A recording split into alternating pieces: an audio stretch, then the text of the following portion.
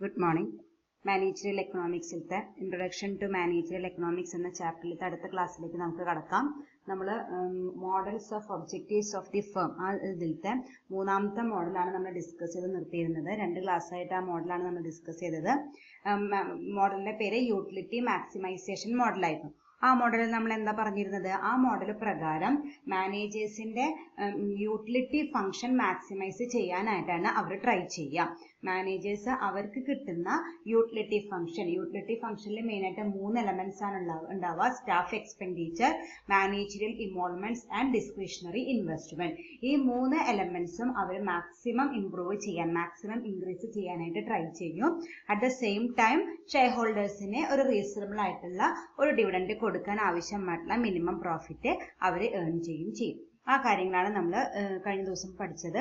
അതുപോലെ 4 പ്രോഫിറ്റിനെ കുറിച്ച് പഠിച്ചു: actual profit, reported profit, minimum profit and discretionary profit. ഇങ്ങനെ 4 പ്രോഫിറ്റുകളാണ് ഈ ഒരു മോഡലിൽ നമ്മൾ യൂസ് ചെയ്യാമെന്ന് നമ്മൾ ഡീറ്റെയിൽ ആയിട്ട് പഠിച്ചു.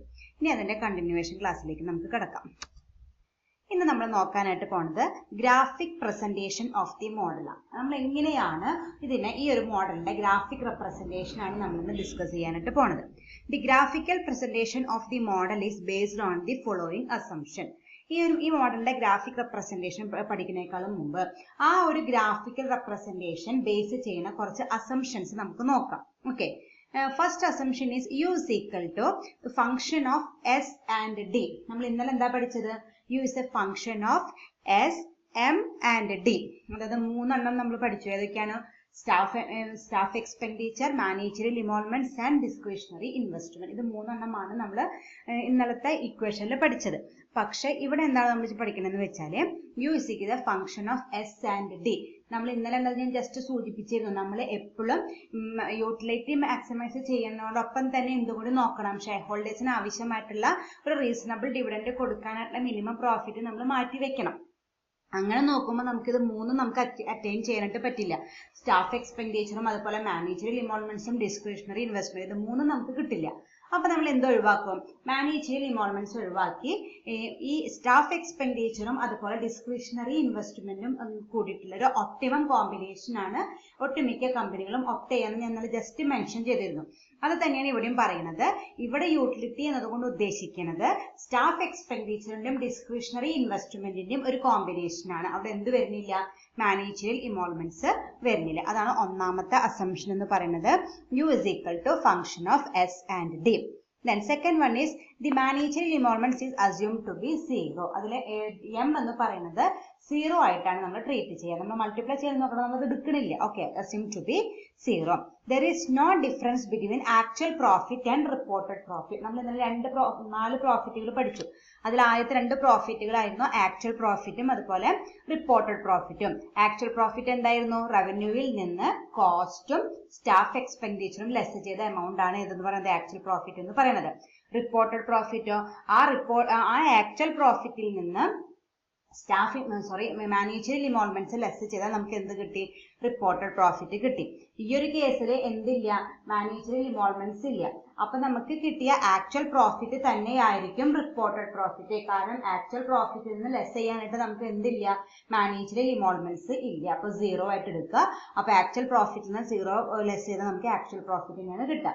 അപ്പൊ നമുക്ക് അതാണ് അടുത്ത അസംഷൻ എന്ന് പറയുന്നത്. ആക്ച്വൽ പ്രോഫിറ്റും റിപ്പോർട്ടഡ് പ്രോഫിറ്റും സെയിം ആണ്. There is no difference between actual profit and reported profit. എന്തുകൊണ്ടാണ്? എന്താ റീസൺ അതിന്റെ പിന്നിലുള്ളത്? മാനേജറിയൽ ഇൻവോൾവ്മെന്റ്സ് ഇല്ലാത്തത് കൊണ്ട്. ആക്ച്വൽ പ്രോഫിറ്റ് റിപ്പോർട്ടഡ് പ്രോഫിറ്റ് ആയിട്ട് മാറുന്നത് എപ്പോഴാണ്? ആക്ച്വൽ പ്രോഫിറ്റിൽ നിന്ന് മാനേജറിയൽ ഇൻവോൾവ്മെന്റ്സ് ലെസ് ചെയ്യുമ്പോഴാണ് അത് എന്തായിട്ട് മാറാം? റിപ്പോർട്ടഡ് പ്രോഫിറ്റ് ആയിട്ട് മാറാം.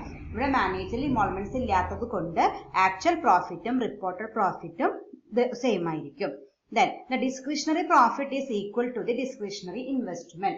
അങ്ങനെ നമുക്ക് കിട്ടുന്ന ഡിസ്ക്രിഷണറി പ്രോഫിറ്റോ ഡിസ്ക്രിഷണറി ഇൻവെസ്റ്റ്മെന്റും സെയിം ആയിരിക്കും. അതായത് ഡിസ്ക്രിഷണറി പ്രോഫിറ്റ് നമ്മൾ എന്താ പഠിച്ചത്?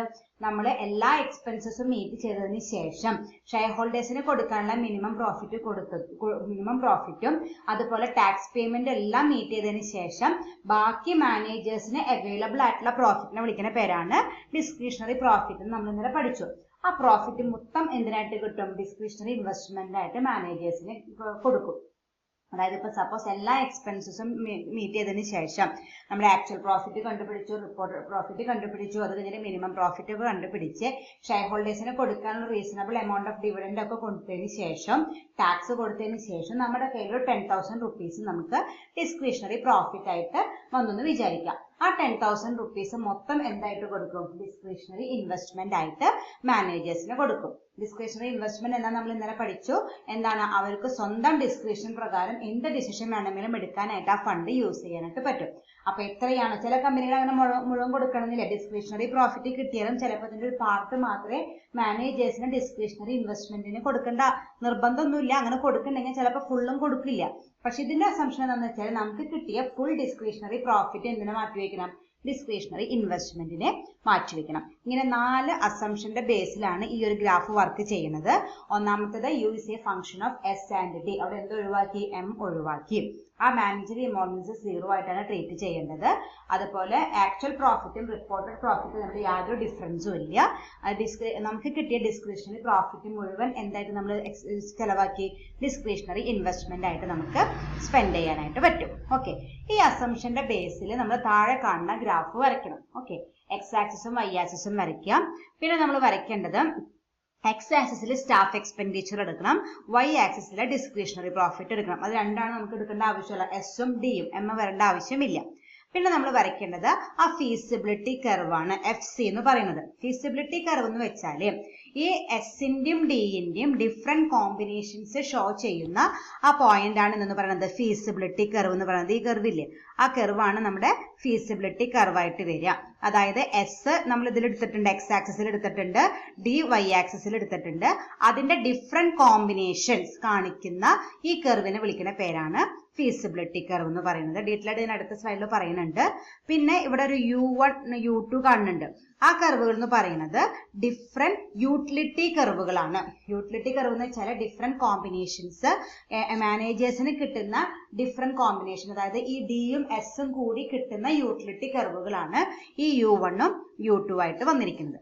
അങ്ങനെ ഇങ്ങനെ 3 കർവുകളാണുള്ളത്. പിന്നെ കുറച്ച് പോയിന്റ്സ് ഉണ്ട്, അതെന്താണെന്ന് ഞാൻ അടുത്ത സ്ലൈഡിൽ പറഞ്ഞുതരാം. അപ്പൊ ഇങ്ങനെയാണ് വരയ്ക്കുന്നത്. മെയിൻ ആയിട്ട് നമുക്ക് 3 കർവാണ് വരയ്ക്കേണ്ടതായിട്ട് വരിക. ഒരു ഫീസിബിലിറ്റി കർവും 2 യൂട്ടിലിറ്റി കർവുകളും. ബാക്കിയുള്ള പോയിന്റുകളുടെ എക്സ്പ്ലനേഷൻ നമുക്ക് നോക്കാം. Discretionary profit are measured on the vertical axis. ഞാൻ നേരത്തെ പറഞ്ഞല്ലോ, ഡിസ്ക്രിഷണറി ആക്സിസ് നമ്മൾ ഡിസ്ക്രിഷണറി പ്രോഫിറ്റ് എവിടെ എടുക്കണം? എക്സ് ആക്സിസിൽ എടുക്കണം.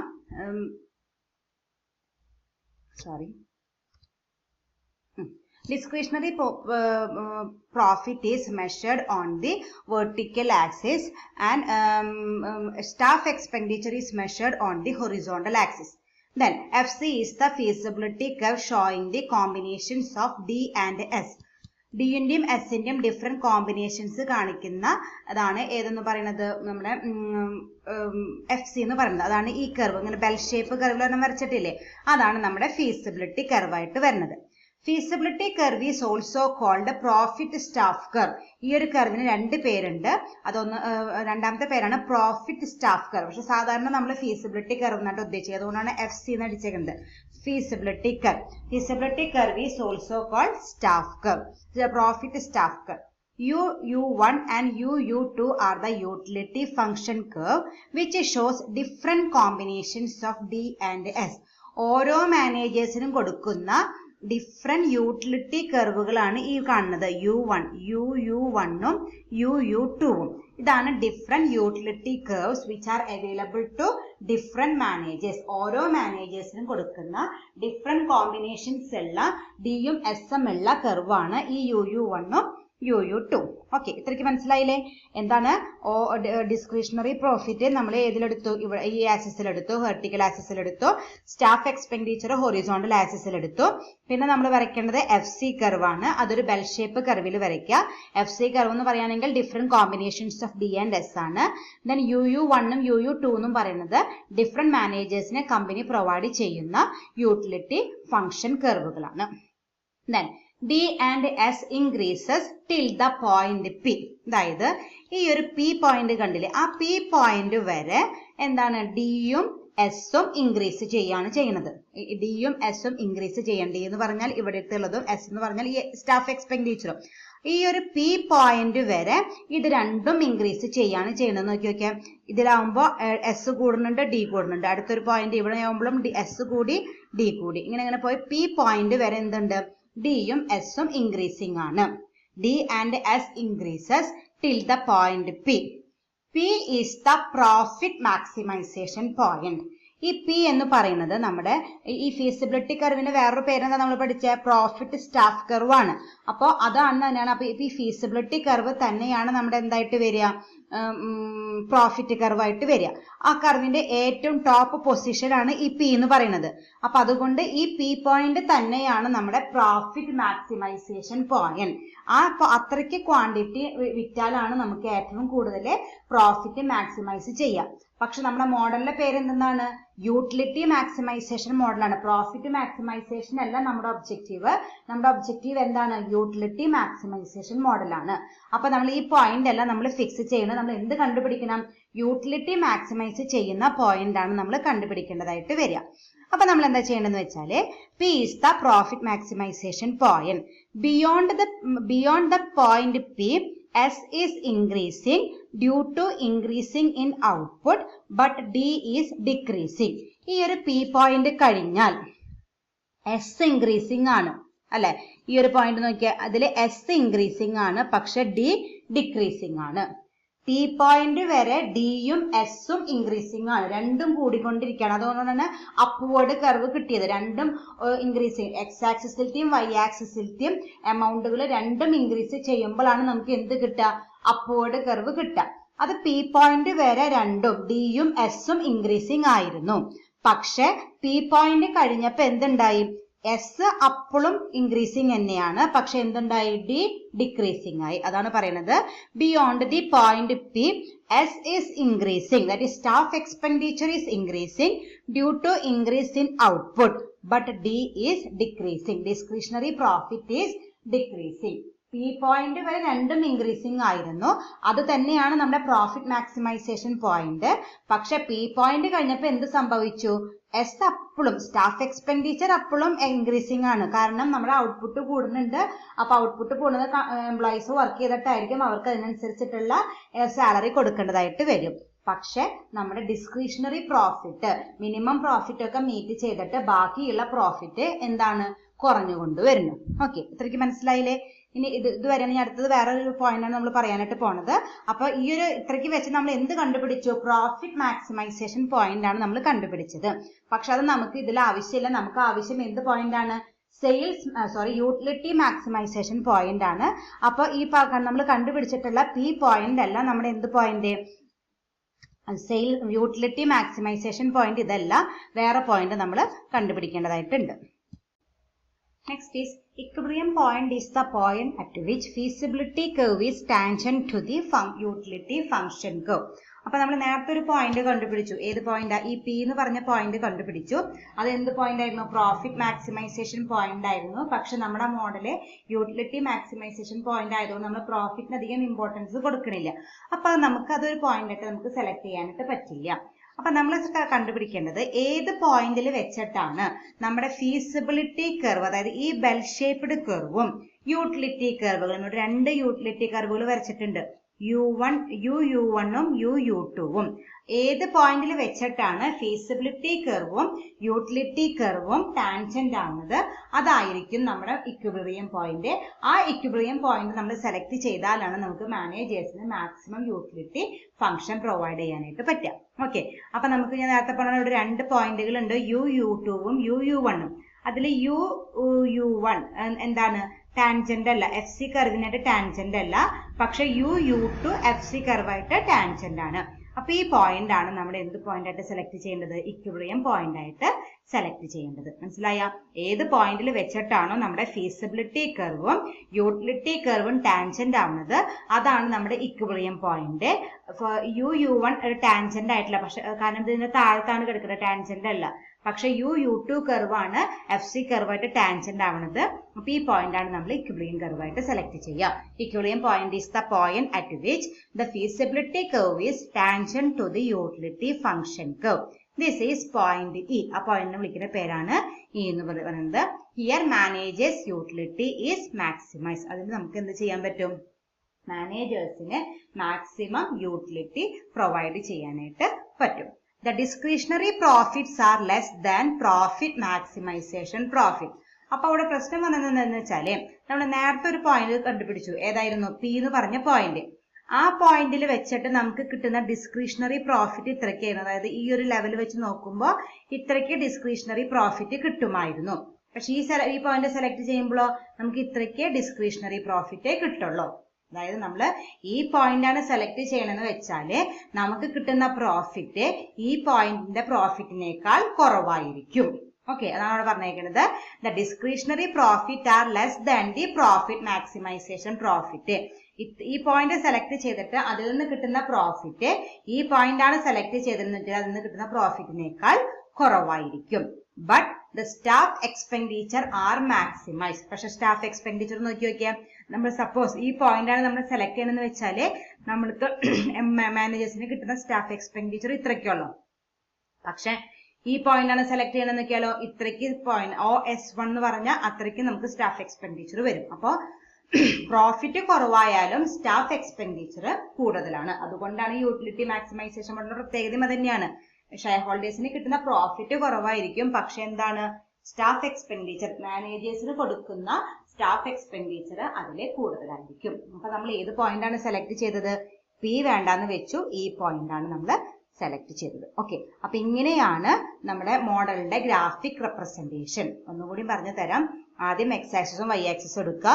ഡിസ്ക്രിഷണറി പ്രോഫിറ്റ് ഇവിടെ എഴുതുക, സ്റ്റാഫ് എക്സ്പെൻഡിച്ചർ ഇവിടെ എഴുതുക. പിന്നെ വരയ്ക്കേണ്ടത് ഈ ഫീസിബിലിറ്റി കർവാണ്. ദെൻ 2 യൂട്ടിലിറ്റി ഫംഗ്ഷൻ കർവും വരയ്ക്കാം. എന്നിട്ട് ഫീസിബിലിറ്റി ഫംഗ്ഷൻ കർവിന്റെ ഏറ്റവും ടോപ്പ് പൊസിഷനിൽ ഒരു പോയിന്റ് ഇടുക. അതാണ് നമ്മുടെ ഏറ്റവും കൂടുതൽ പ്രോഫിറ്റ് തരുന്ന പോയിന്റ്. പക്ഷെ അതല്ല നമ്മുടെ എയിം. നമുക്ക് യൂട്ടിലിറ്റി കൊടുക്കലാണ് ഏറ്റവും എയിം എന്ന് പറയുന്നത്. ഏത് പോയിന്റിൽ വെച്ചിട്ടാണോ ഫീസിബിലിറ്റി കർവും യൂട്ടിലിറ്റി കർവും ടാൻജന്റ് ആവുന്നത് അതാണ് നമ്മുടെ ഇക്വിലിബ്രിയം പോയിന്റ്. ആ പോയിന്റിൽ വെച്ചിട്ടാണ് നമ്മൾ മാനേജേഴ്സിന് ഏറ്റവും കൂടുതൽ യൂട്ടിലിറ്റി പ്രൊവൈഡ് ചെയ്യുന്നത്. അപ്പൊ നമ്മൾ ഈ പോയിന്റ് നമ്മൾ സെലക്ട് ചെയ്തു. അതിൽ നിന്ന് ഇത്രയ്ക്ക് പ്രോഫിറ്റ് ഡിസ്ക്രിഷണറി പ്രോഫിറ്റ് കിട്ടും, ഇത്രയ്ക്ക് സ്റ്റാഫ് എക്സ്പെൻഡിച്ചർ നമുക്ക് സ്പെൻഡ് ചെയ്യേണ്ടതായിട്ട് വരും. അപ്പൊ മാനേജേഴ്സിന് ആവശ്യമായിട്ടുള്ള സ്റ്റാഫ് ബെനിഫിറ്റ് കിട്ടുന്നുണ്ട്, ഷെയർ ഹോൾഡേഴ്സിന് റീസണബിൾ എമൗണ്ട് ഓഫ് പ്രോഫിറ്റും എയിം ചെയ്യാനായിട്ട് പറ്റുന്നുണ്ട്. അപ്പൊ ഈ രീതിയിലാണ് ഇതിന്റെ ഗ്രാഫിക്കൽ പ്രസന്റേഷൻ വരുന്നത്. ഓക്കെ, ദെൻ ഇനി നമുക്ക് നോക്കാനുള്ളത് മെറിറ്റ്സ് ഓഫ് ദി മോഡലാണ്. ഈ മോഡലിലെ മെറിറ്റ്സ് ആണ് നമുക്ക് നോക്കാനുള്ളത്. This model is supported by practical evidence. നമ്മൾ ഈ മോഡൽ ഡെവലപ്പ് ചെയ്തത് വില്യംസൺ എന്ന് പറഞ്ഞൊരു എക്കണോമിസ്റ്റ് ആണ്. ആ എക്കണോമിസ്റ്റ് ധാരാളം പ്രാക്ടിക്കൽ എവിഡൻസ് സപ്പോർട്ട് വെച്ചിട്ടാണ് ഈ മോഡല് ഡെവലപ്പ് ചെയ്തിരിക്കുന്നത്. So it is more realistic. അതുകൊണ്ട് തന്നെ ഇത് കുറച്ചും കൂടി പ്രാക്ടിക്കൽ ആണ്, റിയലിസ്റ്റിക് ആയിട്ടുള്ള ഒരു മോഡലാണ്. It is superior than sales maximization model. നമ്മൾ സെയിൽസ് മാക്സിമൈസേഷൻ മോഡലും ഏതാണ്ട് ഇതുപോലെ തന്നെയാണ് പറയുന്നത്. സെയിൽസ് മാക്സിമൈസ് ചെയ്തിട്ട് മാനേജേഴ്സിന് കമ്മീഷൻ കൂടുതൽ കിട്ടുന്ന രീതിയിലാണ് അവർ ഫോക്കസ് ചെയ്യുക, അല്ലാണ്ട് പ്രോഫിറ്റ് മാക്സിമൈസ് ചെയ്യാനല്ല അവർ കൂടുതൽ വർക്ക് ചെയ്യാന്ന് നമ്മൾ രണ്ടാമത്തെ മോഡലിൽ പഠിച്ചു. ഏതാണ്ട് അതുപോലത്തെ ഒരു മോഡൽ തന്നെയാണ് ഈ യൂട്ടിലിറ്റി മാക്സിമൈസേഷൻ മോഡല്. പക്ഷെ ഈ മോഡലാണ് കൂടുതൽ എങ്ങനെയാണ് ഒരു മാനേജർക്ക് ബെനിഫിറ്റ് കൂടുതൽ ഏൺ ചെയ്യാനായിട്ട് പറ്റുക, ആ രീതിയിലുള്ള എക്സ്പ്ലനേഷൻ കൂടുതൽ വന്നിരിക്കുന്നത് ഈ മോഡലായതുകൊണ്ട് it is superior than sales maximisation model. Price and profits are lower than profit maximisation model. നമ്മൾ നേരത്തെ പറഞ്ഞു, നേരത്തെ പറഞ്ഞ പി പോയിന്റ് സെലക്ട് ചെയ്യുകയാണെങ്കിൽ നമുക്ക് ഇതിനേക്കാൾ കൂടുതൽ പ്രോഫിറ്റ് കിട്ടിയേനെ. പക്ഷെ നമ്മൾ സെലക്ട് ചെയ്ത് ഏതാണ്? ഈ പോയിന്റ് ആണ്. ആ ഈ പോയിന്റ് നമ്മൾ സെലക്ട് ചെയ്യുമ്പോൾ നമുക്ക് കിട്ടുന്ന പ്രോഫിറ്റ് കുറവായിരിക്കും. അപ്പൊ പ്രോഫിറ്റ് കുറയുമ്പോൾ ഓട്ടോമാറ്റിക്കലി അതിനനുസരിച്ചുള്ള പ്രൈസ് നമ്മൾ ഫിക്സ് ചെയ്യുന്നുണ്ടാവുള്ളൂ. അപ്പോൾ ഈ ഒരു മോഡലാണ് നമ്മൾ ഫോളോ ചെയ്യണമെന്ന് വെച്ചാല്, യൂട്ടിലിറ്റി മാക്സിമൈസേഷൻ ആണ് നമ്മുടെ ഒബ്ജക്റ്റീവ് ആയിട്ട് നമ്മൾ ഫിക്സ് ചെയ്യണമെന്ന് വെച്ചാല് നമ്മൾ ഏൺ ചെയ്യുന്ന പ്രോഫിറ്റും അതുപോലെ നമ്മൾ ഓരോ പ്രൊഡക്റ്റിനും ഫിക്സ് ചെയ്യുന്ന പ്രൈസും ചിലപ്പോൾ കമ്പാരിറ്റീവ്ലി കുറവായിരിക്കും. ഇതൊക്കെയാണ് ഇതിന്റെ മെറിറ്റ്. അപ്പൊ കസ്റ്റമേഴ്സിന്റെ പോയിന്റ് ഓഫ് വ്യൂവിൽ എന്താണ്, നമുക്ക് കസ്റ്റമേഴ്സിന് അത് ലാഭകരമാണ്, പ്രൈസ് കുറവിന് പ്രൊഡക്റ്റ് കിട്ടുന്നുണ്ട്. അപ്പൊ ഇത്രയ്ക്കൊക്കെയാണ് ഇതിന്റെ ബെനിഫിറ്റ്സ് ആയിട്ട് പറയുന്നത്. മെയിൻ ബെനിഫിറ്റ് ഒന്നാമത്തെ തന്നെയാണ് പ്രാക്ടിക്കൽ എവിഡൻസ് അല്ലെങ്കിൽ പ്രാക്ടിക്കബിലിറ്റി വളരെ അധികമുള്ള ഒരു മോഡലാണ് ഈ യൂട്ടിലിറ്റി മാക്സിമൈസേഷൻ മോഡൽ എന്ന് പറയുന്നത്. ഇനി നമുക്ക് നോക്കാനുള്ളത് അതിന്റെ ഡിമെറിറ്റ്സ്, ക്രിറ്റിസിസം. എന്തെല്ലാമാണ് അതിന്റെ ക്രിറ്റിസിസം വന്നിരിക്കുന്നതെന്നാണ്. First one is lack of clarity in the derivations of feasibility curve. നമ്മൾ നേരത്തെ ആ ഗ്രാഫ് പഠിച്ചപ്പോൾ ഞാൻ നിങ്ങളോട് പറഞ്ഞു ഒരു ബെൽ ഷേപ്പ് കർവിൽ ഒരു ഫീസിബിലിറ്റി കർവ് വരയ്ക്കാൻ പറഞ്ഞു. എന്തുകൊണ്ടാണ് ഫീസിബിലിറ്റി കർവിന് ഒരു ബെൽ ഷേപ്പ് വന്നത് എന്നുള്ളൊരു ക്ലാരിഫിക്കേഷൻ ആര് തന്നിട്ടില്ല? ഈ എക്കണോമിസ്റ്റ് തന്നിട്ടില്ല. വില്യംസൺ എന്ന് പറഞ്ഞ എക്കണോമിസ്റ്റ് അത് എക്സ്പ്ലെയിൻ ചെയ്തിട്ടില്ല. അതാണ് പറയുന്നത് lack of clarity in the derivations of feasibility curve. Why this feasibility curve is bell shape, അതിനൊരു എക്സ്പ്ലനേഷൻ ഈ മോഡൽ ഒരിക്കലും പറഞ്ഞിട്ടില്ല. അത് മെയിൻ ഒരു ഡ്രോബാക്ക് ആണ്. Then this method add together staff expenditure and managerial involvements which is confusing. നമ്മൾ ഇതിലെ assumptions ഈ ഒരു മോഡൽ പഠിക്കുന്നേക്കാളും മുമ്പ് അതിന്റെ ഗ്രാഫ് പഠിക്കുന്നേക്കാളും മുമ്പ് ഒരു 4 അസംഷൻസ് പഠിച്ചു. ആ 4 അസംഷൻ ഒരു അസംഷൻ എന്തായിരുന്നു? നമ്മൾ ഇതിൽ ഏത് നോക്കണില്ല, എം നോക്കണില്ല എന്ന് പറഞ്ഞു. അതിന്റെ അർത്ഥം എമ്മും എസും കൂടി ക്ലബ് ചെയ്തേക്കാണ്. അത് ഇത്തിരി കൺഫ്യൂസിങ് ആണ്. കാരണം എസ് എന്ന് പറഞ്ഞാൽ എന്താണ്? സ്റ്റാഫ് എക്സ്പെൻഡിച്ചർ ആണ്. അതില് മെയിൻ ആയിട്ട് വരുന്നത് സാലറി തന്നെയാണ്. അത് ക്വാണ്ടിഫൈ ചെയ്യാവുന്ന ഒരു ഐറ്റം ആണ്. പക്ഷെ ഇമോൾമെന്റ്സ് എന്ന് പറയുമ്പോൾ നമുക്ക് പ്രത്യേകിച്ച് ഒരു ഡയറക്റ്റ് ഒരു ക്വാണ്ടിഫിക്കേഷൻ പറ്റാത്ത ഒരു കാര്യമാണ്. അതായത് ഇപ്പൊ സാലറി എന്ന് പറയുമ്പോൾ ഒരാൾ ഇത്ര മണിക്കൂർ വർക്ക് ചെയ്താൽ ഇത്ര എമൗണ്ട് സാലറി, അല്ലെങ്കിൽ ഇത്ര യൂണിറ്റ് ഉണ്ടാക്കിയാൽ ഇത്ര എമൗണ്ട് സാലറി നമുക്ക് ഫിക്സ് ചെയ്യാൻ പറ്റും. അതേസമയം ഈ ബെനിഫിറ്റ്സ് അലവൻസസ് ഒക്കെ കൊടുക്കുമ്പോൾ അതിന് പ്രത്യേകിച്ച് ഇങ്ങനെ ഒരു മെഷറബിൾ ആയിട്ട് നമുക്ക് ഒരു ക്രൈറ്റീരിയ വെക്കാനായിട്ട് പറ്റില്ല. അപ്പൊ അതുകൊണ്ട് തന്നെ അത് രണ്ടും ക്ലബ് ചെയ്യണത്, രണ്ടും ആഡ് ചെയ്യണത് പ്രാക്ടിക്കലി ഒരു കൺഫ്യൂസിങ് ആണ്. അതാണ് അടുത്ത ഡ്രോബാക്ക് ആയിട്ട് പറയുന്നത്. then not suitable for oligopolistic firm. നമ്മൾ ഇതിന്റെ അസംഷൻസ് തുടക്കത്തിൽ 4 അസംഷൻസ് പഠിച്ചപ്പോൾ പറഞ്ഞിട്ടുണ്ടായിരുന്നു there exists imperfect competition വേണമെന്ന് നമ്മൾ പറഞ്ഞിട്ടുണ്ടായിരുന്നു. എന്നാലും ഇത് ഒരു ഒലിഗോപോളിസ്റ്റിക് ഫേമിന്, ഒലിഗോപോളിസ്റ്റിക് ഫേം എന്ന് പറഞ്ഞാൽ എന്താണ്? ഫ്യൂ കോമ്പറ്റീഷൻ ഉള്ള പ്രൈസ് ഇന്റർഡിപെൻഡൻസ് ഉള്ള ഫേമിന് ഇത് പ്രാക്ടിക്കലി പോസിബിൾ ആവാത്തൊരു മോഡലാണ്. fails to describe the determination of price and quantity to be sold.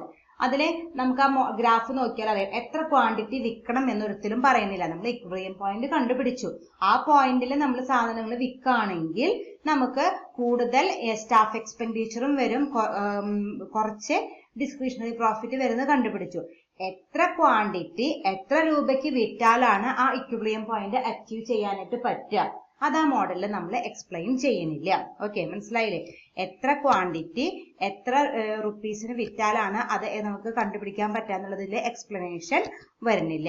കാരണം ഇവിടെ നോക്കിയാൽ ഇത്രയ്ക്ക് ഈ ഒരു പോയിന്റ് ആണ് നമ്മുടെ പോയിന്റ് നമ്മൾ കണ്ടുപിടിച്ചു. പക്ഷെ അതിൽ ബാക്കിയുള്ള ക്ലാരിഫിക്കേഷൻ ഈ ഒരു പോയിന്റ് കിട്ടാനായിട്ട് നമ്മൾ എത്ര ക്വാണ്ടിറ്റിയാണ് എത്ര രൂപയ്ക്കാണ് വിൽക്കണമെന്ന് യാതൊരു എക്സ്പ്ലനേഷനും ഇതിൽ വരുന്നില്ല.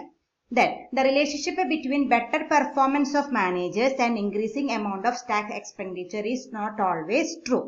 അതായത് നമ്മൾ കഴിഞ്ഞ ക്ലാസ്സിൽ സ്റ്റാഫ് എക്സ്പെൻഡിച്ചറിനെ കുറിച്ച് പറഞ്ഞിട്ടുണ്ടായിരുന്നു എന്റെ അണ്ടറിൽ വർക്ക് ചെയ്യുന്ന എംപ്ലോയീസിന്റെ പെർഫോമൻസും നമ്പറും കൂടിയാൽ അതിനനുസരിച്ച് എനിക്ക് സാലറി കൂടും. അത് അത്ര എല്ലായ്പ്പോഴും അത് കറക്റ്റ് ആവണമെന്നില്ല. കാരണം എല്ലാ ഓർഗനൈസേഷനും ആ ഒരു മെത്തേഡ് ഫോളോ ചെയ്യണമെന്നില്ല. നമ്പർ ഓഫ് എംപ്ലോയീസ് കൂടും തോറും എനിക്ക് കിട്ടുന്ന സാലറി കൂടുക. അതുപോലെ എന്റെ സബോർഡിനേറ്റ്സിന്റെ പെർഫോമൻസ് ഇംപ്രൂവ് ചെയ്യുന്നതിനനുസരിച്ച് എന്റെ സാലറി കൂടുക. അങ്ങനെ ഒരു കോൺസെപ്റ്റ് എല്ലാ കമ്പനീസും ഫോളോ ചെയ്യണമെന്ന് നിർബന്ധം ഇല്ല. അപ്പൊ അതും ആ ഒരു സ്റ്റാഫ് എക്സ്പെൻഡിച്ചറിന്റെ ആ ഒരു ബേസ് നമുക്ക് എല്ലായിടത്തും ട്രൂ ആയിട്ട് വരണമെന്നില്ല. then not suitable when demand and cost are changing. നമ്മുടെ പ്രൊഡക്റ്റിന്റെ ഡിമാൻഡും അതുപോലെ നമ്മുടെ പ്രൊഡക്റ്റിന്റെ കോസ്റ്റ് ഒക്കെ എപ്പോഴും ഇങ്ങനെ മാറിക്കൊണ്ടിരിക്കുന്ന ഒരു കേസ് ആണെങ്കിൽ നമുക്ക് ഈ മോഡല് ഫോളോ ചെയ്യാനായിട്ട് പറ്റില്ല. suitable for large firms only. ഇത് ലാർജ് ഫേംസിന് മാത്രമേ അപ്ലിക്കബിൾ ആയിട്ടുള്ളൂ. അതുപോലെ സ്മോൾ ആൻഡ് മീഡിയം ഫേംസിനൊന്നും ഈ മെത്തേഡ് ഫോളോ ചെയ്യാനായിട്ട് പറ്റില്ല. അപ്പൊ ഇതൊക്കെയാണ് ഇതിന്റെ ക്രിറ്റിസിസം ആയിട്ട് വരുന്നത്. അപ്പോൾ ഇതോട് കൂടിയിട്ട് നമ്മുടെ മോഡൽസ് കഴിഞ്ഞു. നമ്മൾ മെയിൻ ആയിട്ടും 3 മോഡൽസ് ആണ് നമ്മൾ എക്സ്പ്ലെയിൻ ചെയ്തത്. ഇമ്പോർട്ടന്റ് ആണ്. നമ്മുടെ കഴിഞ്ഞ വർഷം സിലബസ് റിവൈസ് ചെയ്തപ്പോൾ പുതുതായിട്ട് ആഡ് ചെയ്തതാണ് ഈ 3 മോഡൽസ് എന്ന് പറയുന്നത്. ആ 3 മോഡൽസും സെപ്പറേറ്റ് കൃത്യമായിട്ട് പഠിച്ചു വെക്കണം. ഒരു മോഡലിന്റെ മീനിങ് പഠിക്കുക. ദെൻ ആദ്യത്തെ മോഡലിൽ മാത്രം അതിന്റെ ഗ്രാഫ് ഇല്ല, അതിൽ എന്തുണ്ട്, അതിന് പകരം ഇക്വേഷൻസ് ഉണ്ട്. ആ ഇക്വേഷൻസ് പഠിക്കുക. പിന്നെ അതിന്റെ മെറിറ്റ്സും ഡിമെറിറ്റ്സും പഠിക്കുക. അപ്പോൾ ആദ്യത്തെ മോഡലിൽ നമ്മൾ പഠിക്കുന്നത് അതിന്റെ മീനിങ് പഠിക്കുക, ഇക്വേഷൻ പഠിക്കുക, അതിന്റെ ലിമിറ്റേഷൻ പഠിക്കുക. അതായത് നമ്മുടെ വാല്യൂ മാക്സിമൈസേഷൻ മോഡല്. രണ്ടാമത്തെ മോഡലിലെ സെയിൽസ് മാക്സിമൈസേഷൻ മോഡൽ, അതിന്റെ മീനിങ് പഠിക്കുക, ഗ്രാഫ് പഠിക്കുക, അതിന്റെ എക്സ്പ്ലനേഷൻ കൃത്യമായിട്ട് പഠിക്കുക. അതിന് ക്രിറ്റിസിസം വന്നിട്ടുണ്ട്. യൂട്ടിലിറ്റി മാക്സിമൈസേഷൻ മോഡലും അതിന്റെ മീനിങ് പഠിക്കുക, ഗ്രാഫ് പഠിക്കുക, അതിന്റെ ക്രിറ്റിസിസം പഠിക്കുക. ആ രീതിയിൽ നിങ്ങൾ ഇങ്ങനെ ഡിഫറൻഷിയേറ്റ് ചെയ്ത് പഠിക്കാനായിട്ട് നോക്കുക. എന്നാലാണ് നമുക്കത് പെട്ടെന്ന് നമ്മുടെ മൈൻഡിൽ ഇരിക്കുള്ളൂ. അപ്പോൾ രണ്ട് മോഡലിലെ ഗ്രാഫ് വന്നിട്ടുണ്ട്, സെയിൽസ് മാക്സിമൈസേഷൻ മോഡലും യൂട്ടിലിറ്റി മാക്സിമൈസേഷൻ മോഡലും. അത് രണ്ടും ഗ്രാഫ് നിങ്ങൾ വരച്ച് തന്നെ പഠിക്കുക.